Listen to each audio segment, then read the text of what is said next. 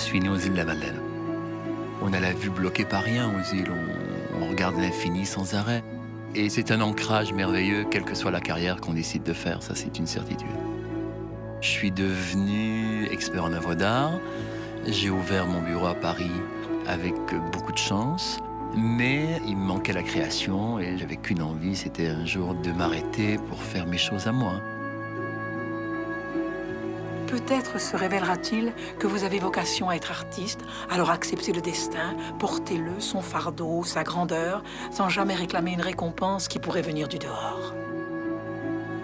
Ce texte de Rilke, pour moi, il va à l'essentiel de ce que devrait être la démarche d'un artiste.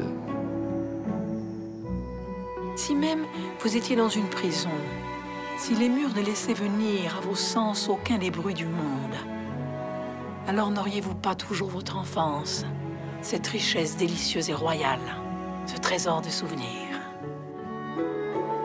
J'avais envie de parler des gens que j'aime, des gens qui ont fait le XXe siècle. Et j'avais aussi envie de faire une série pop. Je voulais faire une série populaire. Utilisez pour vous exprimer les choses qui vous entourent, les images de vos rêves et les objets de votre mémoire. En Europe, on met souvent des paquets de presse ficelés entre eux pour détourner l'eau des caniveaux. Et je vois des journaux comme ça ficelés entre eux.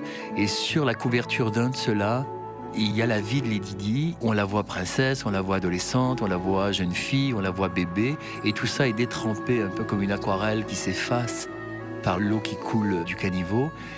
Et ça a déterminé probablement peut-être la série de portraits.